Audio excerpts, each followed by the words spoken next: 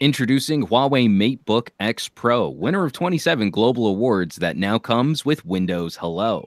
Unlock your Huawei MateBook X Pro with a touch of your fingerprint. Secure, fast, and no password to remember. For a limited time, get a free $300 gift card with purchase. Visit a Microsoft store near you today. All right, and we are live. Okay, Pocketnow Weekly. The Note 9 might be delayed because Samsung thinks you need a thinner phone. Google is going straight to Foxconn for manufacturing the next Pixel. LG and Motorola phones are headed to Project Fi, and Qualcomm is betting big on chipsets for tablets and PCs. We've got a lot to talk about, so make sure you're charged and ready for episode 307 of the Pocketnow Weekly. Recorded June 1st at 10 a.m. Pacific, this weekly podcast is where we dissect and discuss those gadgets that make our lives mobile, smartphones, tablets, and wearables. It's all the stuff you wished existed when you were a kid. I'm Juan Carlos Bagnell, contributing editor at Pocketnow.com, joined as always by plucky podcast producer Mr. Jules Wong, on location again because I think you're probably apt soon to be getting some fun info on a future handset that we can't quite talk about just yet. Yeah, I'll be helping out with that operation, Jaime Rivera, just outside the door over here at our WeWork location for now, and then we'll be moving very, very fast to get things done. It's been a long, long day already for me, so I'm just wiped. Well, it's been a long week and a long day for a long week, and you know what? We're busy, and I prefer that to the alternative of having nothing to do. Joining us this week to also talk about all of the tech shenanigans in the news, we are again joined by Mr. Nick Gray. Thank you for joining us on the show this week. My pleasure, as always. And you're still in the midst of your travel experiment. So where might you be hailing from this week? This week, I'm hailing from just south of Boston, about an hour south. Spent probably close to 2 weeks now here. We head back to the road on Monday, and next week we cross into Canada, which is exciting. We're going to be in Toronto for a little bit. Ooh. I definitely want to pick your brain about the state of the experiment for you so far, traveling with your family like this, especially for our mission statement at Pocketnow, mobility technology. You and your family have been relying on some of this stuff. So especially after we're through the news, I'd love for you to share some of your thoughts on what's been working for you and what hasn't been. But before we kick that off, Jules, we do have a lot of headlines to get through. If someone were interested or curious about joining this conversation with us, how might they be involved in communicating during the live broadcast or maybe afterwards listening to the audio version? I don't know. Oh, wait, I do know. And that's through Twitter. You want to type whatever comment or question or thoughts that you have, and then add the hashtag PNWeekly so that we see it and that we're able to respond to it as this show goes on today at, well, it's not 10 a.m. Pacific. I don't even know what time it is anymore. But, hey, I mean, it's amazing. The live streaming possibilities. Hashtag PNWeekly on Twitter. If you want to get us on the emails, too, because we still do emails. You can do that through podcast at pocketnow.com. All right. We will be monitoring that Twitter feed. I have the live chat up from the YouTubes. But yeah, I think we need to jump into some headlines. Jules, what are talk us through? These are the top stories that were posted this week to pocketnow.com, and we've got some meaty stories to dig into. Yeah, so let's start off with just the first one and go from there. The Snapdragon 1000 is apparently what's on queue for now. And I'm not sure if I'm able to reach the story here on our rundown, but in any case, WinFuture reports that there is a Snapdragon 850 as kind of the iteration, sort of the upgrade to the 845, and this is for Windows 10 on ARM. This is giving more performance, adjusting thermal throttling, as well as being able to the behaviors as well, because it's just a different form factor to a phone. So that's what the 850 will be to the 845, and supposedly we see new products or perhaps iterations of products existing coming out over the course of the summer. Now, if we scroll down and see what happens, maybe fall, maybe in the holiday season, well, we're talking about the Snapdragon 1000. We've seen a couple of job listings pertaining to that number. And WinFuture also tells us that we might be able to see a thermal design power, basically the output that it would produce, somewhere close to 6.5 watts. Now, for comparison, these convertibles, these existing Intel Core Y series, I think, dual core, good for tablets, they're at 7.5 watts at this point, and they're not mobile architecture. So this is going to be something that's worth watching out for over the next couple of seasons. Well, and especially what with the issues Intel's been having with their die shrinks getting beyond the 14 nanometer and 12 nanometer process, Qualcomm does seem to be a little ahead of the curve there.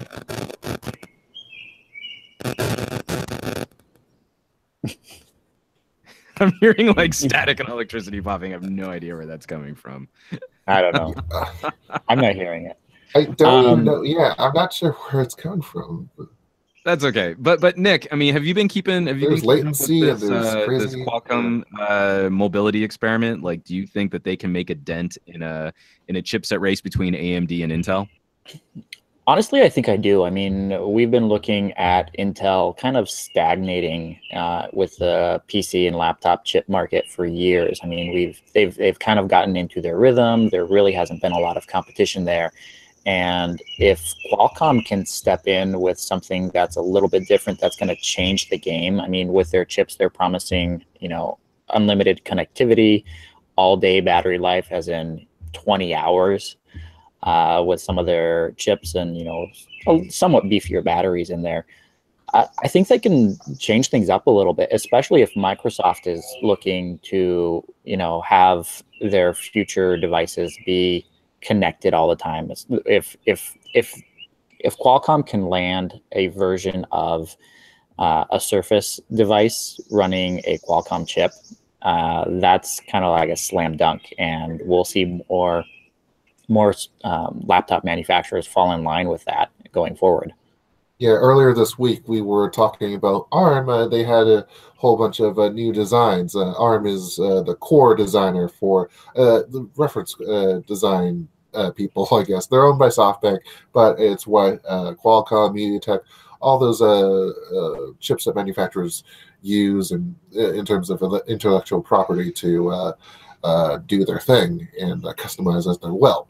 So they announced a new the Cortex A76 CPUs, as well as new GPUs for gaming and for passive video experiences. And it seems like they're getting into the 8K space. Not sure if... yeah, no, seriously, 8K 60 frames per second. That was their kind of push for that when I was at their briefing. So, yeah, it's basically up to Microsoft to see if these advancements get into the future. Well, that was my follow-up question. We're seeing ARM, we're seeing Qualcomm, we're seeing companies starting to push into this territory of more mainstream traditional computing on ARM chipsets. But does this maybe hinge a little too much on Windows? Windows hasn't necessarily shown us the best follow-through. Microsoft hasn't shown us the best follow-through on mobility products. They're great for tablets and all-in-one multi-mode PCs, but they sort of biffed it on more tablety tablets and phones. Should we be nervous about this kind of push with Windows 10? I don't think so. I mean, if you look at computers and where they've gone, and if look back 5 to 10 years and to see what Microsoft wanted to do with laptops and tablets and where we are now, I mean, honestly, the only tablets that are really worth buying are Apple tablets, and their sales are tanking every year. They're shrinking and shrinking. It's not a growing market. It's kind of like, hey, this was a cool idea. They're not really that practical. If I want to get work done, I would never consider getting a tablet to get work done. So a laptop is a laptop, and it's going to be there for a long time. And they're not growing their market share any, but that doesn't mean there's not a lot of money to be made. I mean, you call a rose a rose a rose, but I mean, detachable keyboard, styli, all these other features that kind of spice up the laptop experience, I think, does create some sort of more of a case for laptops these days, especially as we've seen the miniaturization of laptops from like these huge clamshell or like suitcase sizes and down to like manageable things where I don't know, maybe this is the next evolution that people have yet to take. I'm also really curious. Again, I mean, this is just like outright speculation for maybe another conversation. If Qualcomm is pushing a Snapdragon 1000, would that maybe encourage Google to start moving forward with plans for their next generation operating system? Whatever we might find that could potentially bridge Chrome OS and Android, better support for apps, but a more desktop-like browsing experience.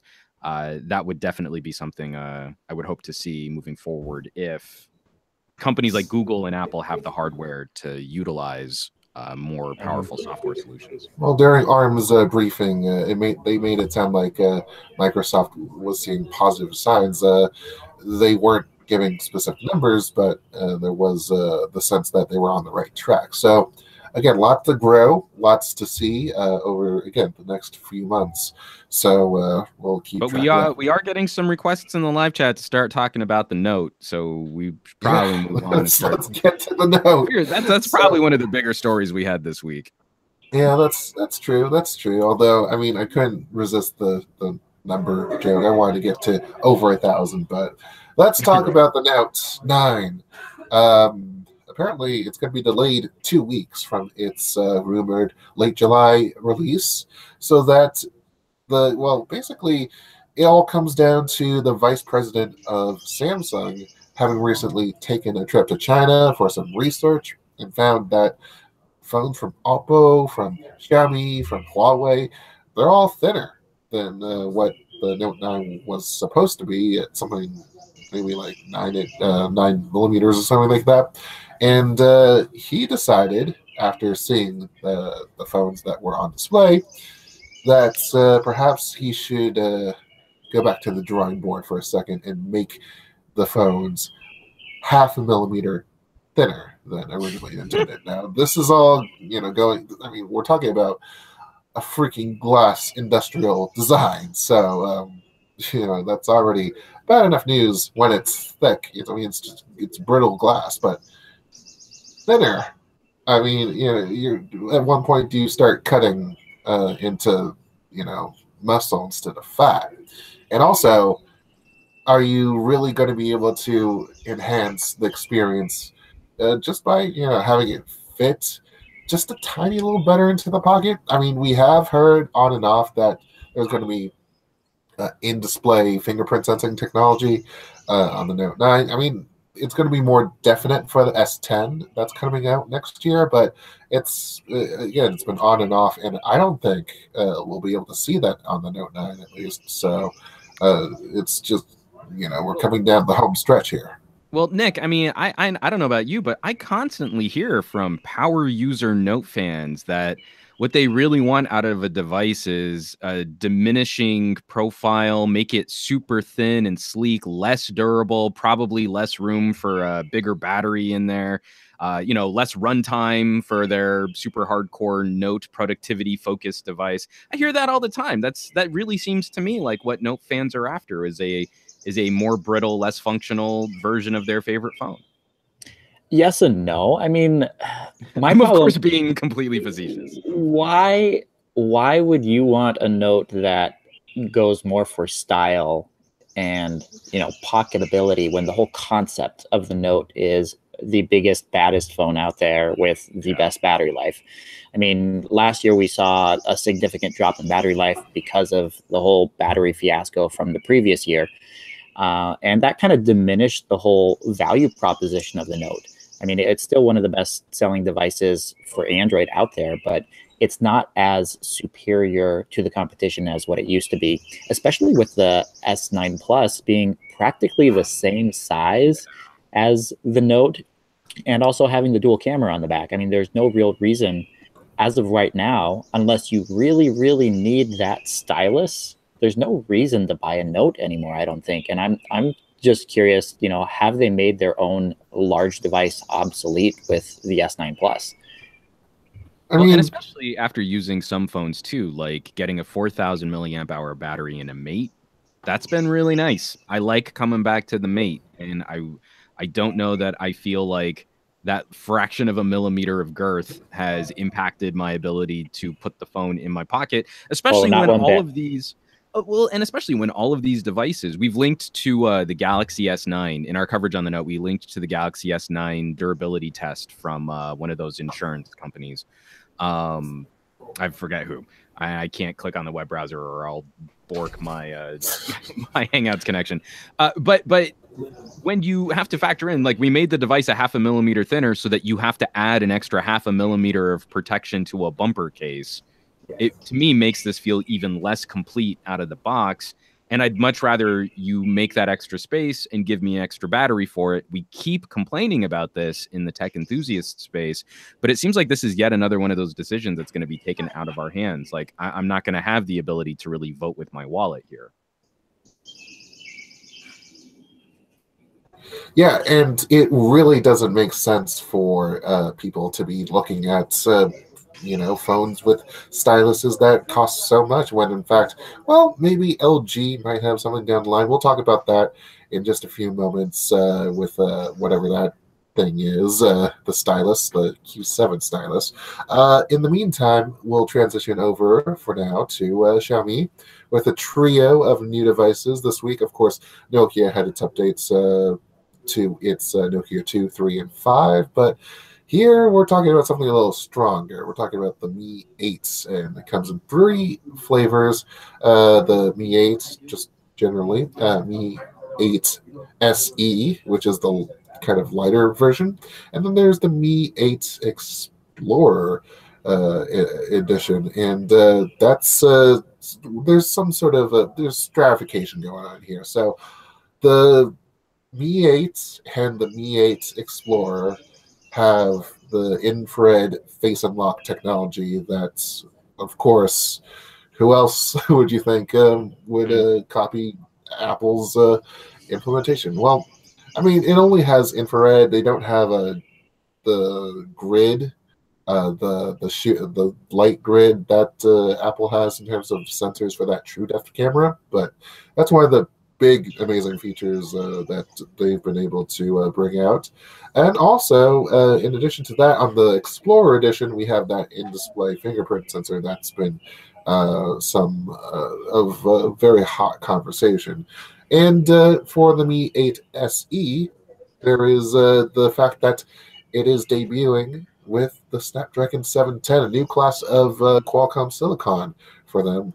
And, well, it's yet to be tested out in public, but it's certainly getting closer and closer to that line where it just blurs between mid-range and premium flagship tier specifications. So definitely a lot to be looking forward to from China, especially as Xiaomi grows, aims to grow with that IPO coming out. And it's just for them, this is going to be one of the more important pushes, the first pushes towards that brand recognition. Yeah, I think the company overall has matured a lot in the last 2 to 3 years, and they're finally ready for that global push. And these devices pretty much show that. I don't know if you guys saw the pictures of the one with the clear back on it, showing off the internals. Really, I mean, I caught that like late last night, right before I went to bed, and I was just ready to roll over in bed and saw that, and I was like, oh my gosh, I need to read this right now. And it looks absolutely gorgeous. I mean, for me, I might be writing this up later this week. Well, it's late in the week already, but I might be writing this up. I mean, there's so many smartphones with glass backs, and what's the point of glass, right? The reason why it was invented is to give us a clear surface so that you can see what's on the other side. And HTC and Xiaomi, it looks like they're the only ones who actually caught on to that. We have a glass back. Let's actually show the inside of these devices and, what makes them as good as they are. It's still unclear if everything that Xiaomi is showing is actual functioning on the back. I read a couple articles saying that they kind of engineered it to look like it was cooler than it actually is. But, props to them for going, above and beyond rather than just slapping, a case on it and calling it a day. They did a little bit of extra work to do that. I'm excited to get my hands on one. Yeah, I'm really excited. And again, it's sort of another phone that's adding to this conversation about what a premium mid-range device should resemble. So when we're talking about a top-of-the-line Mi 8, somewhere around just under a $600 price point after accounting for converting currencies, like that's a smart place to join a OnePlus or an Honor View. It's an interesting price point to reach for some of the specs that we're talking about. Yeah, indeed. And well, let's see if those prices stayed the same as we head out of the country, of course. Yeah, that international pricing will definitely be key. But I would not be surprised to see an Explorer edition at $599. Like, I think that makes a lot of sense for where they're trying to position themselves. It's bold. I mean, they have that target of limiting that profit margin while still being able to produce a lot off of their services. There remains the question of whether Xiaomi's internet services and ads will be able to translate outside of China. So there is, that's a waterfall that they'll have to climb up, I guess. All right, moving right along. We should probably, in manufacturing, this story about Google going to Foxconn. How do we first of all, how do we feel about Foxconn these days? Are we concerned about them as a manufacturer? Have they been cleaning up their image? Where are we with that right now? China is China. I mean, yes, it is. There are a whole bunch of lax regulations in terms of labor, and every company that is there will take advantage of it in one way or another. I don't blame I don't see labor issues as necessarily a Foxconn issue, even though they do have responsibility because they're committing those acts. But when it comes to stemming the problem, it has to really come from external forces, the government. So, yeah, it's definitely a tough question. But, I mean, in terms of what they've done and the substantive work for Apple and for Nokia, especially with the Nokia with HMD Global, I think they've done a pretty good job there. Apple's kind of... because it's more diverse. They have all these, part sources because, to save money. I'm not sure how Google is going to be approaching this alone. This is not HTC. This is not LG getting the designs and working with the contract suppliers. This is Google itself. We don't have much of a history in seeing what Google does in the space. So, yeah, but so Nick, I mean, to that point, we don't necessarily have a lot of evidence for Google fulfilling manufacturing super great in the past with QA issues on the Pixels. Do you think that this will help iron out some of those early teething pains for Pixel 3? Honestly, I don't think it will. Moving to Foxconn doesn't solve those issues. I think the issues that we've seen from Google and their Pixel devices in the past has been they have underestimated the demand for their devices, and we've run into bottlenecks there. And then last year with the display issue with LG, that was kind of something they weren't completely expecting. I'd imagine there was people who were extremely pissed off at Google and LG, with that whole fiasco. But honestly, I was kind of surprised that they would, because they just purchased all these engineers from HTC. Those engineers are still technically working for Google. inside HTC's headquarters. They simply moved them to the other side of the building. I was expecting maybe a renewed partnership with HTC to build the phones. I mean, HTC has a ton of building capacity that's just going to waste because they're not selling that many phones anymore. I mean, they have enough capacity to produce about 5 million phones per month, and they're not doing that. They have, just lines and lines of manufacturing that are just sitting closed. So the fact that they couldn't work something out with HTC and move to Foxconn instead shows that, maybe they weren't completely satisfied with the build quality that they got from the original Pixel and the Pixel 2. I mean, those devices weren't perfect by any means. But we know HTC has a good track record there. So I'm wondering if there's something else that's underlying. Maybe Foxconn just gave them an amazing deal. Who knows?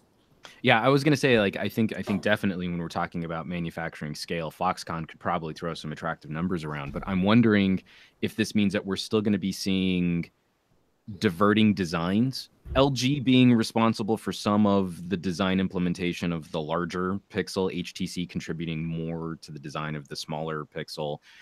If maybe just pointing the final end products to Foxconn as a way to maybe rein in some of the manufacturing disparity between the two lines of phones that we'll likely receive. It could be. I mean, there was some design disparity last year because of, the 18:9 aspect ratio display versus the regular 16:9. But that being said, they didn't have to. I mean, they could have shored up those differences pretty easily, but they chose not to. And I think it was one of the decisions that was kind of last minute to go with LG for the larger Pixel 2. Rather than keeping it inside with HTC. Because if they would have kept it with HTC, I could guarantee you that those devices probably would have looked identical. Yeah. And as they did the previous.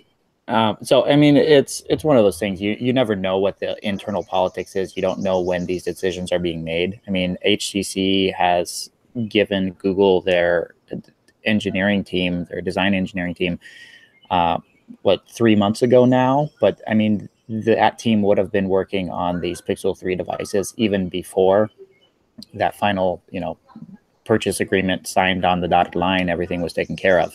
So I think the design of these two phones has been worked out months ago. Moving to Foxconn, I don't think is going to change that. But going forward, we could see something different where, there might be less influence from LG itself and less influence from HTC itself. And this new engineering team that's under Google is going to take full control of that and run with something that Google actually wants. Well, if Google wants that, then that's fine. I mean, again, we're seeing the same kind of step-up differences between the 3 and 3XL as we did the 2 and 2XL. We're talking about dual cameras on the front on the 3XL, and just a whole bunch of other features that are cracking up here. So, yeah, definitely something to look forward to as we head into October. Let's move into a month earlier. Let's go back a month, actually, and talk about, well, actually, I don't know what timeline this is. No, this is 2019 that we're talking about here. So my calendar is all screwed up. Anyways. Poor Jules. Yeah, no, well, 2 hours of sleep. So, sorry. Let's talk about triple cameras on the 2019 iPhone, because yeah, that's something that we want to see. More competition with Huawei, I guess, with that P20 Pro triple cameras over there. Also, a new time of flight sensor that basically, it's a light sensor, more accurate in terms of AR, in terms of determining distance. So there's the advantage that sensor would be able to give. Yeah, there's a whole bunch of things that we could see to enhance the augmented reality experience from just Apple itself. But again, there's been kind of a slow roll going on here. ARKit, we're expected to see multiplayer aspects into apps and games. So that's going to be coming up in WWDC, apparently. And yeah, they're trying to build that up, but we'll have to wait another year to see if it will be able to take full advantage and see full, like, reasonable purposes for augmented reality in our lives. Apple. Well, Apple was a little early to the conversation, trying to work with dual camera sensors and then also with AR services. Have any of those things moved the needle for you, Nick, in your sort of questing? No, not one bit. I kind of felt like I knew what the answer to that question was. I could honestly care less. I mean, years ago when Android first came out and there was the first, augmented reality overlays on top of your camera, and you could, pop something up and look at a map and see some points of interest overlaid on your camera. That was cool. Did I ever use them? No. Have I used any augmented reality stuff in the last 2 to 3 years on my smartphone? No. Those AR stickers that you get for cameras and stuff, those are fun to play with for about 5 minutes, but then you move on. I still haven't seen a compelling application that uses any of that on a regular basis that you would actually want to use, more than just testing it out 1 to 2 times. So it's nothing. I was a very early proponent, a very early advocate for AR services. I think AR will be the future of communicating, of technology. But so far, I think the only killer app I've found, something that I will turn to more consistently, would be translation. When I'm traveling in a foreign country, I don't speak the language, I can hold my phone up to a sign. Those things have been significant benefits for my ability to get around, to navigate. And I would like to see maybe AR better improve things like walking directions for maps. But I've been less than impressed with the current fad or trend towards things like animojis and AR stickers. I don't think that really properly communicates to consumers what you can do, like how we could be maybe moving more towards like Terminator vision for good, in the moment, relevant, contextual, augmented reality information. Well, and that's the thing, unless it's a wearable device and it's hassle-free, where you don't have to pick up your device and point it at something, because that's the hardest thing. Like, you look like a jackass when you pull your phone out and you start putting it around and you're like, hey, what does this look like over here? But even to your point of the translation things, I mean, the translation things have been around for years. You had to take a picture of it, it translated it, and then showed you the translation rather than doing it in real time. Yeah. So, I mean, that's available without the AR aspect of it. Oh, that is. But I really do like the AR aspect where you hold up the phone and it actually changes the sign in real time. So, I mean, again, it's just that one little bit more convenient than what we used to have. That's not groundbreaking. That's not mind blowing. That is a nice perk, though. That is a nice benefit. I'll be curious to see if Apple can actually move the needle in any substantial fashion on trying to incorporate those things. Or should we just expect, I don't know, like, would it be nice to have an iPhone with a larger camera sensor? Like, maybe that's just enough. That would be better. Yeah. Honestly. Back with us, Jules? Sorry, I know you kind of bounced out there for a second. Yeah. No, I'm here. I'm just trying to wait out the stutters. Yeah, definitely something to look forward to in terms of just being able to get the hardware altogether, like get a perfect combination of hardware, because at some point software only gets you so much, and you just need data. You can't just extrapolate things. So we'll have to see if the time relate sensor gets worked in. Another iOS piece of news that we want to talk about has to do with Valve. Valve fans not really happy about the disqualification of Steam Link. The company had originally was approved for Steam Link to appear on the App Store, but and this would be a mirroring service so that users would be able to have their games on their computer get streamed over into their Apple TVs or their iPads or their iPhones even, and they'd be able to play with compatible controllers, so it's a different experience. But yeah, this whole Steam Link debacle, the ultimate rejection of the app was due to a few factors. The main line here is that business conflicts with app guidelines that had allegedly not been realized by the original review team. So, and apparently, there have been inferences to an in-app apps like in-app purchases for the games. Valve was going to sell the games on the app, and that would be subject to Apple's 30% cut that they would want to take in terms of revenue. So now we're going to see. I'm not sure. Well, maybe you can call it crippled app. I mean, you have to have your computer.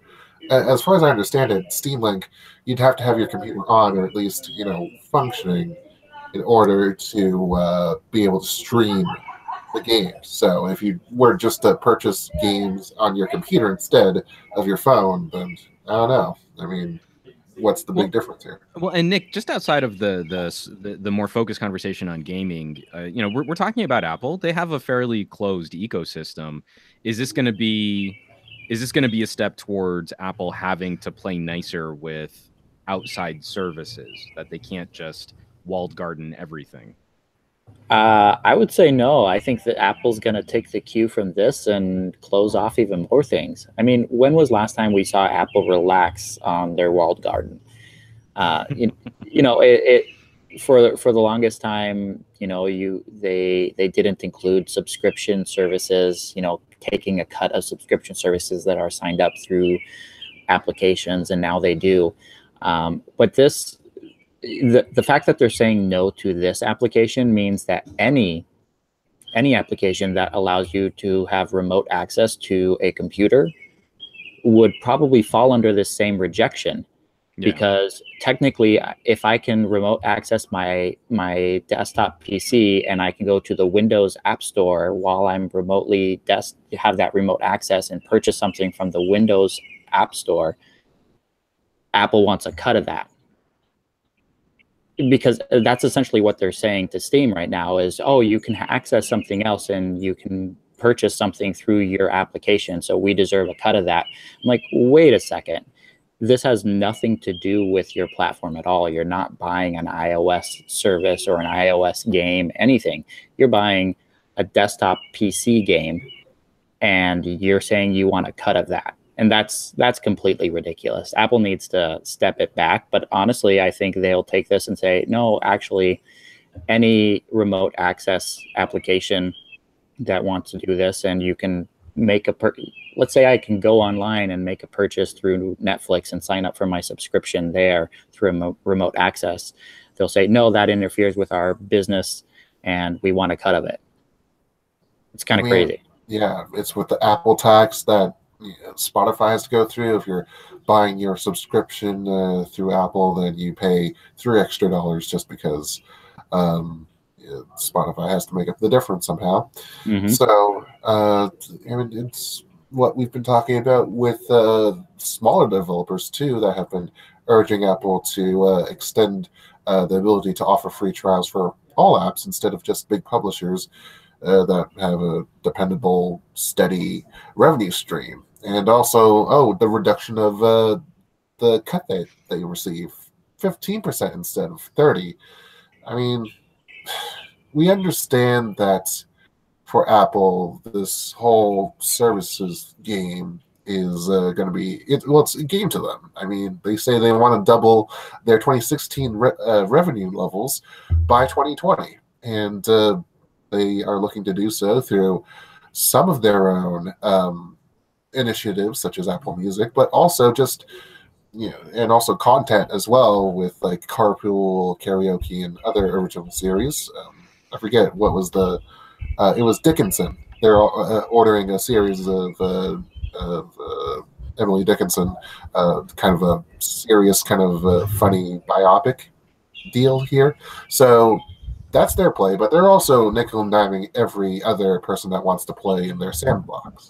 I thought it was interesting that Steam got as much attention as it did, because the Apple ecosystem isn't really known for gaming. And if any household were looking at a complement device to an Apple TV, if you were really into gaming, especially PC gaming, then proprietary Steam Link hardware would probably have been higher on your list. Like I can have my Apple TV, and then the other HDMI port I'll plug in some sort of Steam remote view solution too. So I thought it was interesting that this piped up as much. Well, but I agree with you, Nick. I don't think we're we're going to see this move the needle much on consumer sentiment. Like I don't think this changes anyone's purchasing behavior the next time they're considering shopping a living room computing device. Well, it was even Steam that allowed Macs to expand their gaming portfolio by miles just because of indie developers. So, I mean, there's got to be a favor paid back. It sounds like. I mean, there really doesn't. I mean, like the whole thing is, it's still in the gaming community, it's still a sort of a funny conversation that you don't buy a Mac if you're serious about trying to play your games. Yeah. I mean, if you're stuck with a Mac anyways, then you want to make the most of your situation. That's all I'm saying. Wow. We've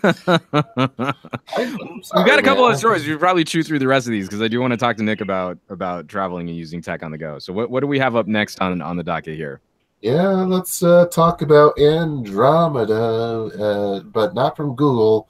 Apparently, we're not going to be talking about the merger that was, it's become Fuchsia. So we'll not talk about that. Instead, we're going to talk about Microsoft's Andromeda, and this has long been rumored ever since perhaps the death of Windows 10 Mobile to be kind of a multifunctional tablet device, and it would allow users to use Windows 10, but in a multi-form factor kind of way where it adjusts the UI to certain orientations or whatnot. And apparently we saw a tacit kind of acknowledgement happen in one of Microsoft's first marquee games. Well, technically it's Microsoft Studios in partnership with Electric Square. It's Miami Street is the game. It's really not much of a game. It's a click to play, quick time event kind of deal. It's not really gaming it's not really racing as the cars on this display on this title screen show. It's just, make sure you drift at the right time and you get points. So there it is. But so yeah, Nick, that's like totally right up your alley, right? Totally. You're gaming. I mean, it's the metadata that really talks here, because it's the game was actually written to be targeted to both Windows 10 PCs and this new Andromeda OS. So, I mean, that's something to look forward to, right? Sure. Well, when we're talking about Windows 10 on ARM and all the other developments and how Intel, Qualcomm are still gnawing at each other's teeth, it's worth exploring what can be done in terms of Microsoft's leading the way in new verticals and who they partner with to help materialize those new verticals. Now, my issue right now is just trying to get excited about something that we still don't know the full details of, or what it's actually going to deliver to us as far as benefits go. And the same for, Google's Fuchsia OS and things like that. Like there's a lot of great things that are happening out there as far as the next generations of operating systems, things like that. But until we get to that point where it's actually going to be coming and we actually know how it's going to help me or be different from what we already have, I'm like, hey, everyone's thinking about something every day. I can think up of something new, right? Get excited about my idea. I mean, go to Shark Tank and then you'll get like $100,000 and like 85%. I'm gonna get like $5 million from Mark Cuban. $5 million. Yeah, woo! $5 million. I'm going all the way. Perfect. I mean, good for you. Good luck. And I wonder what the bald guy would say. I'll definitely comment. Yeah, like, hey, I used to know Nick before he was on Shark Tank with his awesome speculative idea for the future of technology. Yeah, and if that doesn't work, then you could just go to Dragon's Den up in Canada. 2 weeks later, I'll just come back here and be like, yeah, actually, I blew it, guys. I blew it. It'll be the next essential. I know. Yeah, you'll be wow. That's yeah. I I'll mean, I'll get it's a still billion dying. dollars and then go out of business. Oh Right. yeah, yeah. Two funding rounds, $1 billion, and then you got it's. I mean, you'll sell the company and hopefully like make half as much as you poured into it, but whatever. So Maybe. maybe, hopefully. I mean, as long as your name isn't Andy Rubin. Let's quickly talk about another device with a stylus on it. The LG Q7 stylus has apparently made its way to Taiwanese regulators, and I just wanted to go down on just the theme of LG's yearly attempt at a mid-range phone. It's always been a mid-range kind of Snapdragon 400 deal with a stylus, and as a counter to the yearly Note, the super powered very productivity hungry deal that Samsung always has. What's your assessment of LG's? Is it a response? Is it just being able to cater to a subcategory of the audience that hasn't been served? I would say it's first off, I need to clarify, is this an active stylus or a passive stylus like LG's done in the past? It sounds like it's a passive stylus, So from its it's nature. it's not anywhere on the same terms as the S Pen with the Note. So it doesn't No, have I wouldn't so, imagine it would be. well, and that's the thing. It's like if you're gonna do a stylus, do it right. Give us additional functionality. Don't give me a secondary device that just replaces my finger. I mean, that's the draw of the Note is the stylus has additional functionality that you don't get if you just use your finger. So they're just trying to play Me Too and try doing at a cheaper budget price point, and they've done it for years. I outside of Korea, I don't think their Note knockoffs have been successful at all.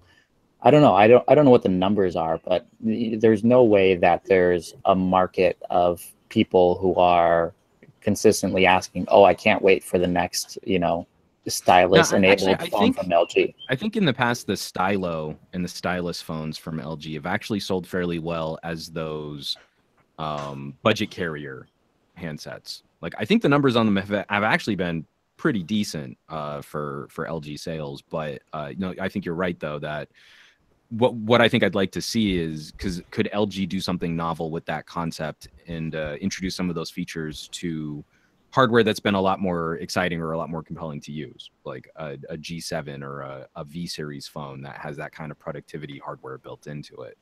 And unfortunately, it doesn't seem like they consider that to be a growth market for them. Well, and that's what would make the V series even more Or appealing than even what it is adding a stylus to it and being that direct competitor. I mean, it also comes out in the fall like the Note. It's also larger than the regular LG flagship device, like the Note is to the the S9. And I don't see why they continually add the stylus to a device that doesn't have any appeal on its own, rather than being a budget device. Yeah, again, because it kind of makes it feel like the consolation prize. Yeah. Like, welcome to Boost Mobile. We don't carry the Note. Hey, but Is you could Pepsi okay? yeah. I mean, well, we'll give you a stylus instead. And no, for the record, Pepsi is not okay. It's not okay. No, it is the LG stylus is is Pepsi okay of the smartphone world.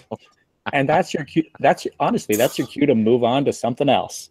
Yeah, I mean, yeah. in more positive LG news and some positive Motorola news, let's just kind of clip this one real quick. This one made me very happy to see. I've been happy with Project Fi as a service. I use it as my backup SIM card for my review devices. It's just been a nice catch-all, and we're looking at LG phones and some Motorola phones heading to Project Fi, and not just like, oh, like you can get an unlocked G6 on Amazon for a little less monies.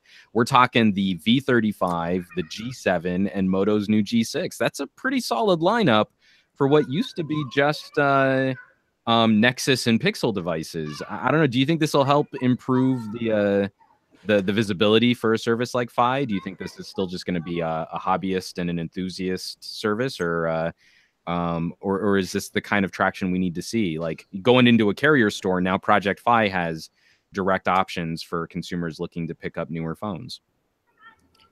For me, it all comes down to what the service plans actually are, because when Project Fi started out, it was kind of a deal with the amount of data that you were getting, but they really haven't revamped that recently.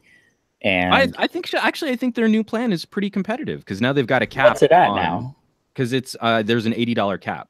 So once you go over 8 gig, you don't keep paying per gig after that point. Mm-hmm. Well, but that's the thing, though. If you add like right in line with unlimited plans at that point, and unlimited plan's going to be like, around $100 a month. So now Project Fi, you're pretty close. For T-Mobile, it's $80 a month for unlimited, for their unlimited plan. And if you do a family unlimited plan, then your second device is $50 and the third device is $30. Right. So if you have, if it's just yourself, then maybe it's, competitive with the unlimited plans. But if you're talking 2 devices or more, then it's a ridiculous amount of money to pay.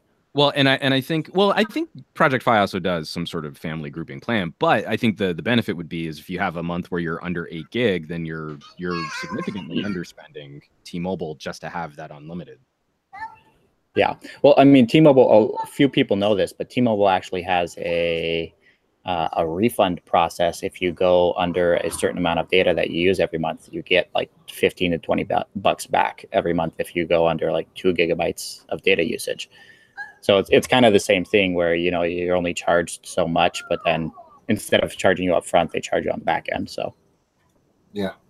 And it's particularly odd for me to see the G7 ThinQ and the V35 ThinQ at Project Fi at the same time when AT&T passed up the G7 for the V35.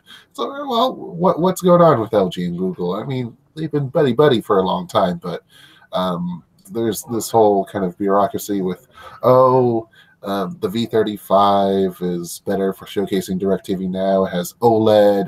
It doesn't have a notch. Like it's all about the display, and like that was their case. But it's like, oh, hey, we're Project Fi, we're Google. Apparently, we can do evil from this point on. But well, that's what. I feel like that's not a direct quote from Google, Jules. Well, I mean, I feel like that's speculation. Well, I mean, just the omission of a long-used phrase in their privacy policy or whatever. I just felt like to prevent us from getting sued by Google, we needed that little bit of extra clarification there. Okay, but right, no, totally met and joined, and I appreciate your candor. Yeah, no, but it's but apparently we can still do these kinds of little friendly things, like giving us a $50 discount on the Moto G6 as opposed to MSRP, or well, I mean, like a Moto G6 is going to be priced at $199 if you pick it up on Project Fi service. I did want to look it up just because I couldn't remember what my actual bill was from month to month because I'm usually only using about 1 gig of data on my review sim every month. One person is $60 for unlimited. 2 people kicks that up to $100 for unlimited. 3 people $120. 4 people $140. 5 people $160, and at 6 people, their plans top out $180 for unlimited data. Yeah. So I would say that's competitive with what you would get on a T-Mobile service, but this was also the way to join T-Mobile and Sprint before T-Mobile and Sprint finished their merger. So you'd be ahead of the curve being able to use Sprint towers at the same time. Or well, and you get the bonus of US Cellular as well. So well, and my question is, how does the merger between T-Mobile and Sprint affect Project Fi going forward? I mean, if we're looking at a year, we don't know. Yeah. A year from now, if it goes through, hypothetical, if it goes through, T-Mobile said that their plan is to shut down Sprint's network, which means all of Project Fi's customers essentially lose half of their coverage capabilities. I wouldn't say that, though. I think they're looking to shut down Sprint's network to use their towers and their services. Like, it's not that they're going to just gut Sprint and then that that's going to vanish. It would be, well, I mean, they're going to use those to fill out the holes in our own network and then use that for 5G. Well, they're going to have redundancies. They're going to keep some of Sprint's spectrum licenses so that they can use them for 5G, and then they're going to. But it's more primarily on T-Mobile's network. No, but like, so the spectrum that they're getting from Sprint, they said they're going to use for 5G, which means what they're using now for CDMA is going to be turned off. And so any phone that's connecting with Project Fi over CDMA to those networks will no longer be able to connect to those. I don't think many phones are actively falling back to CDMA. I'm always seeing HSPA on my. I appreciate your point, Nick, and I'm not trying to to fight you. This isn't fisticuffs. I just think the scenario you've painted is probably not a significant number of users' experiences when we're talking about jumping back and forth between T-Mobile's HSPA network versus Sprint's still kind of terrible CDMA network. No, totally. I totally get that. My question is, though, like, I wonder if someone's created an application that tracks a Project Fi's devices to see how often it's on T-Mobile's network and how often it's on Sprint's network. Yeah, I don't know. T-Mobile's network has gotten so good over the last 2 to 3 years, and Sprint's network has continued to essentially degrade as far as, in comparison to everyone else. I've gotten the flip side. Jules is going to get defensive. He's on Sprint. So, but I'm not saying that Sprint's network is getting worse, but in comparison to T-Mobile's network getting better, the delta between them has increased. It feels for me in the Valley, in Los Angeles, where we have just LA being the ginormous megapolis urban sprawl that it is in the worst way possible. Mm-hmm. Every carrier has huge issues with signal dropout around town. It's just impossible to perfectly cover wide areas of humanity with that kind of consistency. I would say in the Valley, Sprint's been in a holding pattern. I'm still having experiences where from one city block to the next, I'll have amazing LTE because no one's on it. And then I'll just find myself in a gap in between towers where I'm on, 500 kilobit per second CDMA. T-Mobile actually has been moving the needle on improving the holes. So, again, it's great when you're on a good connection, you're getting that bandwidth, you're getting that throughput, but I've seen T-Mobile making bigger strides to filling in the holes in their service than I have. Well, they got that 600 megahertz. They got that. They're working with TV stations and other entities that are currently on 600 megahertz to get out of there. And they've been really aggressive in that. They have a $40 billion plan for the next 3 or 5 years or so. So, I mean.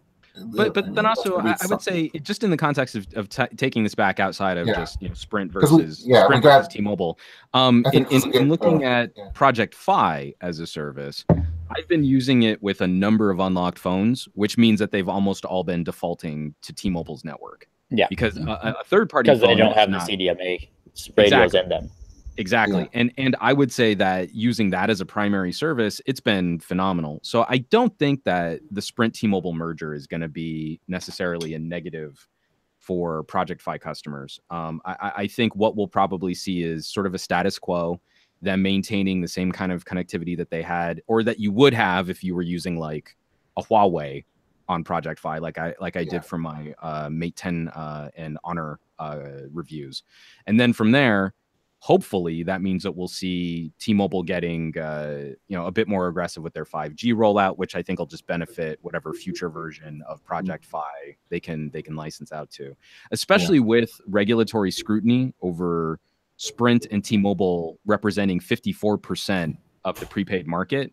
I think they'll be apt to keep Project Fi under their umbrella. Like, I think they'll want to keep there, as opposed to maybe forcing Google to consider courting AT&T and Verizon more aggressively. Totally.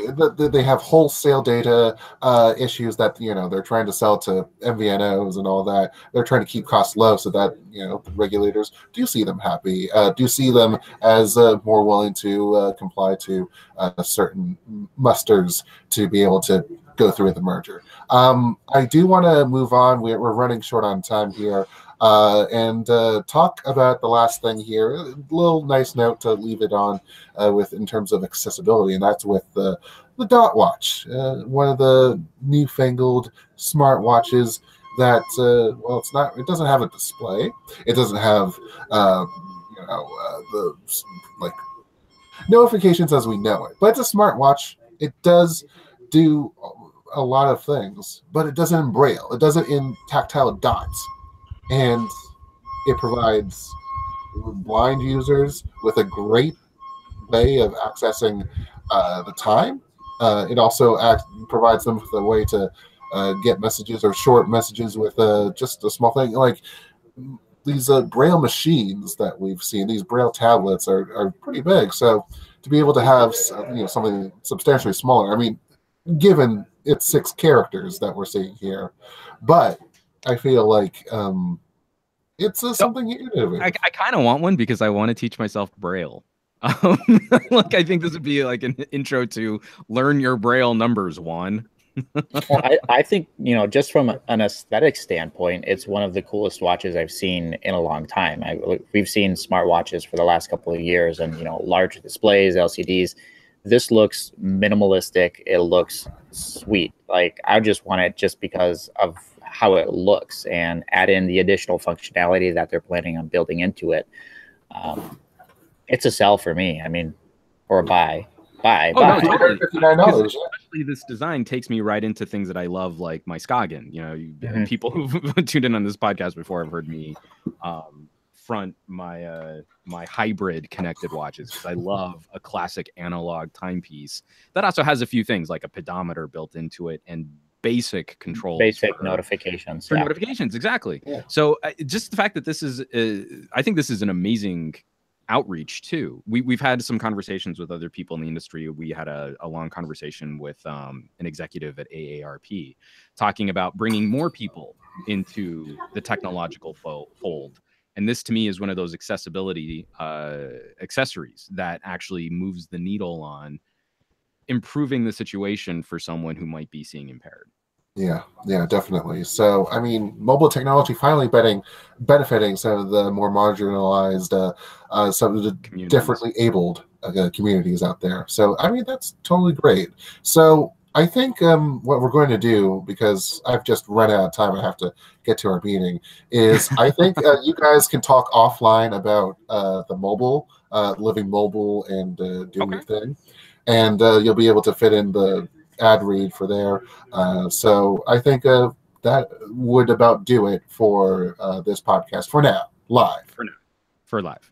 And we'll continue the conversation. So for the rest of our conversation with Nick Gray and his mobility experiments, catch us in the dedicated audio feed that you can find through your favorite podcast catcher subscription service. And Jules, thanks so much for hosting, and we'll catch you next week on the show, man. See ya.